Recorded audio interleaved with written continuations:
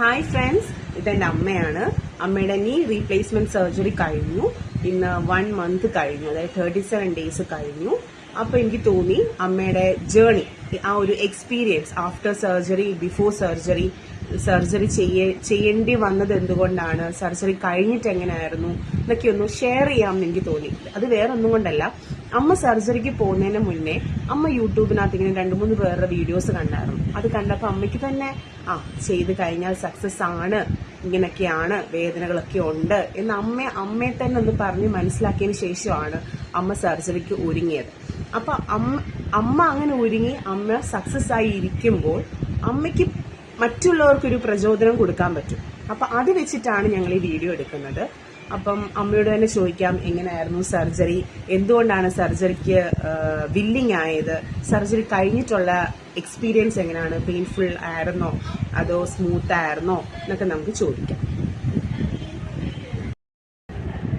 Hi everyone. എനിക്കൊരു 10 വർഷം തൊട്ടൊരു മുട്ടുവേദന ഉണ്ടായിരുന്നു. പല ഡോക്ടേഴ്സിനെയും കാണിച്ചു, ആയുർവേദം കാണിച്ചു, അലോപ്പതി കാണിച്ചു, ഹോമിയോപ്പതി കാണിച്ചു, കുറേ നാൾ തിരുമൽ ചെയ്തു, പിന്നെ ഹൈലാസ്റ്റോ മെഡിസിനൊക്കെ എടുത്തു. എല്ലാം താൽക്കാലികമായ ഒരു വേദന സംഹാരി മാത്രമാണ്. അപ്പോൾ ഈ എക്സ്റേ ഒക്കെ എടുത്തപ്പോൾ അത് ആർത്രൈറ്റിസിൻ്റെ 4th സ്റ്റേജാണ്. അപ്പം നീ റീപ്ലേസ്മെൻറ്റ് തന്നെ വേണമെന്നാണ് പല ഡോക്ടേഴ്സും പറഞ്ഞത്. പക്ഷെ നമ്മളത് വില്ലിങ് അല്ലായിരുന്നു. കാരണം നീ റീപ്ലേസ്മെൻ്റ് എന്ന് പറയുമ്പം ഓപ്പറേഷനല്ലേ, അപ്പം അത്രയും വേദനകളൊക്കെ നമ്മൾ സഹിക്കണമല്ലോ. അപ്പോൾ അതോർത്ത് നമ്മളത് പല മെഡിസിൻസും കഴിച്ച് നമുക്ക് വേദന കുറച്ച് കൊണ്ടുവരികയായിരുന്നു. പക്ഷേ ലാസ്റ്റ് ഇപ്പം വന്നപ്പോൾ നമുക്ക് ഒട്ടും അങ്ങോട്ട് വേദന സഹിക്കാൻ പറ്റാത്തൊരവസ്ഥ വന്നപ്പോൾ നമുക്കത് നീ സർജറി തന്നെ ചെയ്യാമെന്ന് നമ്മൾ അങ്ങ് തീരുമാനമെടുത്തു. അപ്പോൾ അതിന് മുമ്പേ തന്നെ ഞാൻ അന്നെങ്കിൽ നീ റീപ്ലേസ്മെൻറ്റ് ചെയ്തിട്ട് കുറേ വീഡിയോസൊക്കെ കണ്ടു. അവരെല്ലാം ഭയങ്കര ഹാപ്പി ആയിരുന്നു. കാരണം ആ പഴയ വേദന അവർക്കില്ല. പിന്നെ ഒരു സർജറി കഴിയുമ്പോൾ ഉള്ളൊരു വേദന അത് തീർച്ചയായിട്ടും 2-3 മാസത്തേക്ക് കാണുമെന്ന് പറഞ്ഞു. എല്ലാവരും നല്ല ഹാപ്പി ആയിട്ട് 1 month കഴിയുമ്പോഴത്തേക്കും എടുക്കുന്നെല്ലാം നമ്മൾ കണ്ടപ്പം നമ്മളും അതിന് റെഡിയായി. അപ്പോൾ നമ്മൾ പല ഹോസ്പിറ്റലിൽ നമ്മൾ നോക്കി ചെയ്യുന്ന അവസാനം രാജഗിരി ഹോസ്പിറ്റലിൽ ജസ്റ്റ് എറണാകുളം വിസിറ്റ് ചെയ്തു. എറണാകുളം ആൽവ രാജഗിരി ഹോസ്പിറ്റലിൽ നമ്മൾ വിസിറ്റ് ചെയ്തു. അവിടുത്തെ ഡോക്ടേഴ്സിനെ കണ്ടപ്പോൾ നമുക്ക് വളരെ താല്പര്യം തോന്നി. കാരണം ഒരു ബ്രദർലി അഫെക്ഷൻ ആയിരുന്നു അവർക്ക്. Head of the department doctor Murugan ഡോക്ടറും പിന്നെ ഓൾ കെ ജോസ് ഡോക്ടറും ആയിരുന്നു നമ്മൾ കണ്ടത്.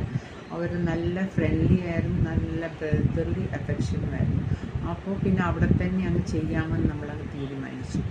അങ്ങനെ നമ്മൾ പല ഡേറ്റ് നമ്മളിങ്ങനെ പോസ്റ്റ്പോൺ ചെയ്ത്, പറഞ്ഞതുപോലെ നമുക്കും അതിനോട് ഓപ്പറേഷൻ ഇതുവരെ ഞാൻ ഒന്നും ചെയ്തിട്ടില്ല. അതുകൊണ്ട് നമുക്ക് അങ്ങോട്ട് എങ്ങനെ ആകുമെന്നുള്ളത് നമുക്കറിയത്തില്ല. ഇത് ആഫ്റ്റർ എഫക്റ്റ് എങ്ങനെ ആയിരിക്കും എന്നൊന്നും അറിയാത്തതും കൊണ്ട് അത് പോസ്റ്റ്പോൺ ചെയ്ത് വന്ന അവസാനം November 28 ഡേറ്റ് ഫിക്സ് ചെയ്തു. November 27 അഡ്മിറ്റായി. November 28 മോർണിംഗ് 9 o'clock തന്നെ ഓപ്പറേഷൻ സ്റ്റാർട്ട് ചെയ്തു. 12 o'clock 2 കാലിൻ്റെ 2 knee സർജറി ചെയ്തു. നല്ല അവർ ഡോക്ടേഴ്സ് വളരെ ഹാപ്പിയായിരുന്നു. കാരണം നല്ലതായിട്ട് സക്സസ് ആയിട്ട് അവർ ചെയ്തെന്ന് തന്നെ അവർ പറഞ്ഞു. പിന്നെ വേദന ഉണ്ടായിരുന്നു. പിന്നെ കുട്ടികൾ ഇഞ്ചക്ഷനൊക്കെ തന്നുകൊണ്ട് 3-4 ദിവസത്തേക്ക് നമുക്ക് ആ വേദനയൊന്നും അറിഞ്ഞില്ല. ബട്ട് ആസ് ഇറ്റ് ഈസ് ഒരു സർജറി അല്ലേ, അപ്പോൾ സർജറിയുടെ വേദന 15 days നമുക്ക് നന്നായി വേദന ഉണ്ടായിരുന്നു. രാത്രി ഉറക്കമില്ലായ്മ അങ്ങനത്തെ ഒക്കെ ഉണ്ടായിരുന്നു. ബട്ട് ഒരു ക്യൂർ നമുക്ക് കിട്ടും ആഫ്റ്റർ 3 months എന്നുള്ള ഒരു സാറ്റിസ്ഫാക്ഷൻ ഉള്ളിലുണ്ട്. പക്ഷേ അപ്പം പഴയ വേദന അത് ആഫ്റ്റർ സർജറി നമുക്ക് ഉണ്ടായിട്ടില്ല. അത് തന്നെയായിരുന്നു വലിയ ഹാപ്പിനെസ്. അതുകൊണ്ട് വേദന നമുക്ക് സഹിക്കാൻ പറ്റുമെങ്കിൽ, അതായത് ഈ സർജറി കഴിഞ്ഞിട്ട് ഒരു 15 days വേദന സഹിക്കാൻ പറ്റുവാണെങ്കിൽ ആർത്രൈറ്റിസ് 4th സ്റ്റേജ് ആയവർ തീർച്ചയായിട്ടും നീ റീപ്ലേസ്മെൻറ്റ് ചെയ്യുന്നതാണ് നല്ലത്.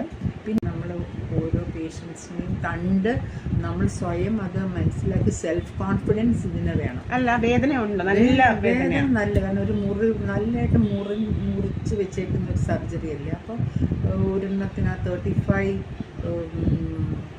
സ്റ്റിച്ചസ് സ്റ്റിച്ചസ് 128 സ്റ്റിച്ചസ് ഒക്കെ ഉള്ള ഒരു സർജറി ഉള്ളപ്പോൾ തീർച്ചയായിട്ടും വേദനയുണ്ട്. വേദന ഇല്ലെന്ന് ഒരിക്കലും ഞാൻ പറയത്തില്ല. പക്ഷെ അതിനെ ഉൾക്കൊള്ളണം. ആ വേദന ഉണ്ടെന്ന് തന്നെ നമുക്ക് ഉൾക്കൊണ്ടുകൊണ്ട് നമ്മൾ ഫാമിലിയിലുള്ളവർ സപ്പോർട്ട് ചെയ്യണം. ഫാമിലിയുള്ള സപ്പോർട്ട് ചെയ്യുകയും നമ്മളെ കൂടുതൽ എന്തെങ്കിലുമായിട്ട് എൻഗേജ് ചെയ്യുകയും ചെയ്യണം. ഞാൻ അതിന് ഡ്രോയിങ്ങിലായിരുന്നു. ഇഷ്ടംപോലെ ബുക്സ് ഞാൻ പെയിൻ്റ് അടിച്ച് അതിൻ്റെ ടൈം, കാരണം രാത്രി ഉറക്കമില്ല സമയത്തല്ല ഞാൻ പെയിൻറ്റിങ്ങിലായിരുന്നു എൻ്റെ സമയം ചെലവഴിച്ച്. അതുകൊണ്ട് എനിക്ക് പകലെനിക്ക് പ്രശ്നമില്ല, രാത്രിയിലായിരുന്നു പ്രശ്നം. അപ്പോൾ അതെല്ലാം എനിക്ക് മെയിൻ. പിന്നെ നന്നായിട്ട് പ്രാർത്ഥിക്കുകയൊക്കെ ചെയ്യുന്നതുകൊണ്ടായിരിക്കാം ദൈവകൃപ നമ്മുടെ കൂടെ ഉണ്ടായിരുന്നു. എല്ലാം ഭംഗിയായിട്ട് നടന്നു. ഓക്കെ, അപ്പൊ എല്ലാവർക്കും ഈ വീഡിയോ ഇഷ്ടമായി വിചാരിക്കുന്നു, അല്ലേ അമ്മ? ഈ വീഡിയോ ചെയ്യാൻ കാരണം എന്ന് വെച്ചാൽ ആർക്കെങ്കിലും ഈ ആർത്രൈറ്റിസിൻ്റെ 4 സ്റ്റേജ് ഉണ്ടെങ്കിൽ, പേടിച്ചിരിക്കുന്നുണ്ടെങ്കിൽ, ഇത് ചെയ്യാൻ താല്പര്യമുണ്ട്, ഭയമാണെങ്കിൽ അത് മാറ്റിയെടുക്കാൻ വേണ്ടി ഞങ്ങൾ ഈ വീഡിയോ ഷെയർ ചെയ്തു എന്നേ ഉള്ളൂ. അപ്പൊ അമ്മ ഒന്നുകൂടെ പറയുന്നു, പെയിൻഫുൾ ആണ്, പെയിൻഫുൾ ഉണ്ട്. ഓക്കെ, സഹിക്കും. നല്ല മനക്കെട്ടിയും അതുപോലെ തന്നെ നമ്മുടെ ഫാമിലിയിലുള്ളവരും ഒന്ന് സപ്പോർട്ട് ചെയ്യണം, അതേ ഉള്ളൂ. അപ്പൊ ഒരു 1 മന്ത് കഴിയുമ്പോ പെയിൻ ഓക്കെ. അപ്പൊ എല്ലാവർക്കും ഇഷ്ടപ്പെട്ടു എന്ന് വിചാരിക്കുന്നു. Bye bye.